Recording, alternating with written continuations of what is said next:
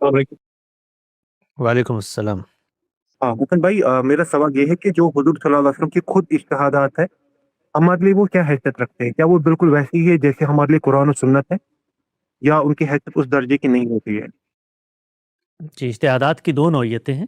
ایک وہ اجتہادات ہے، اگر اجتہاد کو آپ وسیع مفہوم میں لے لیں کہ خود رسالت مآب صلی اللہ علیہ وسلم نے قرآن مجید کی ہدایت کو سامنے رکھ کر ایسے معاملات جو محتمل الوجہین تھے، محتمل الوجہین کا مطلب یہ ہوتا ہے کہ دونوں امکانات اس کے اندر پائے جاتے تھے، آپ اطلاق کر بھی سکتے تھے، اطلاق نہیں بھی کر سکتے تھے، عقل دونوں کا تقاضا کرتی ہے۔ وہاں پر آپ نے اگر کوئی فیصلہ کر دیا ہے تو وہ فیصلے کی حیثیت خود قرآن مجید نے بتا دی ہے کہ اب بے چون و چرا ماننے کی ہے، تو اس کے آگے سر تسلیم خم کیا جائے گا۔ تو ہر اجتہاد کو دیکھا جائے گا، اگر وہ اجتہاد اسی طریقے سے قرآن مجید کی روشنی میں، اس کی تفہیم و تبیین میں، مماثل صورتحال میں، اصولی ہدایت کے اطلاق میں تھی، تو آپ نے جو فیصلہ کر دیا ہے اور وہی درست فیصلہ، اس لیے کہ آپ صلی اللہ علیہ وسلم کے فیصلے کے بعد اس کو خدا کی تائید بھی حاصل ہو گئی، کیونکہ اگر وہ غلط فیصلہ ہوتا تو اللہ تعالیٰ پیغمبروں کو دین کے معاملے میں کسی غلط چیز پر قائم نہیں رہنے دیتے۔ اس کی ایک سادہ سی مثال لے لیں۔ مثال میں قرآن مجید نے دو بہنوں کو جمع کرنے سے منع فرمایا ہے ایک نکاح میں، تو اب اس اصول کو سامنے رکھ کر دو آراء سامنے آ سکتی تھی۔ کوئی شخص یہ کہہ سکتا تھا کہ یہ اطلاق صرف بہنوں تک ہی رہنا چاہیے، کوئی دوسرا شخص یہ کہہ سکتا تھا نہیں، اس میں جو اصل ریزننگ اور علت ہے وہ تو جہاں جہاں انڈائریکٹلی بھی پائی جائے وہاں پر بھی اطلاق ہوگا، گویا پھوپھی بھانجی اور خالہ بھتیجی کو بھی نہ جمع کریں۔ تو رسالت مآب صلی اللہ علیہ وسلم نے ایک ہدایت کر دی ہمیں کہ نہیں، آپ یہ کام نہیں کر سکتے۔ تو اب محتمل الوجہین چیز تھی، اس میں آپ کا ایک فیصلہ سامنے آ گیا، اس کو ماننا ہم پر لازم ہے۔ میں معافی چاہوں گا، لیکن میرا سوال ایکچولی یہی تھا، ایک تو جو آپ نے مثال دی، اور دوسرا وہ جس میں حضور صلی اللہ علیہ وسلم نے نانی کا حق دیا، جہاں پہ ایک نہ اس شخص کی والدہ موجود نہیں تھی۔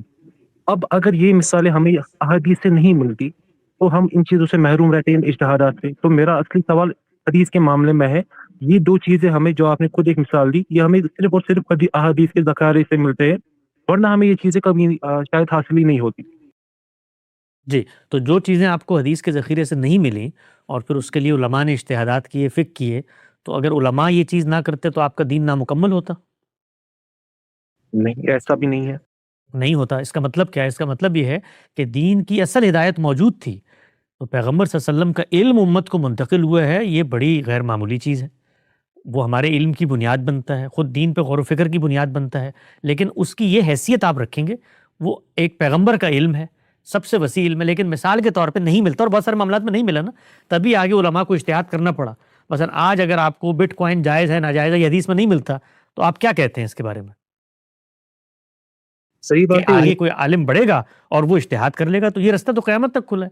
تو پیغمبر صلی اللہ علیہ وسلم نے بھی کیا بہت سارے معاملات میں، آپ نے جو کیا اسی سے اصل میں ہمیں رہنمائی ملی کہ آگے کے معاملات میں کیا کام کرنا ہے۔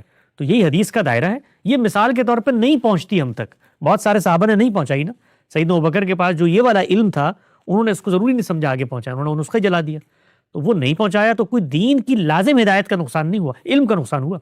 یعنی علم کا نقصان ہوتا تو علم کے نقصان سے بچنے کے لیے پوری امت نے اس کا اہتمام کیا کہ پیغمبر کا علم آگے منتقل کیا جائے، لیکن اس سے کیا نیا دین پیدا ہو گیا؟ رسول اللہ صلی اللہ علیہ وسلم نے کوئی مستقل بذات حدیث میں ہدایت دے دی، وہ ہم تک نہ پہنچی ہوتی اور بہت سارے معاملات میں نہیں پہنچی، تو اس سے ہمارا دین ناقص رہ گیا، ایسی کوئی چیز نہیں ہوئی۔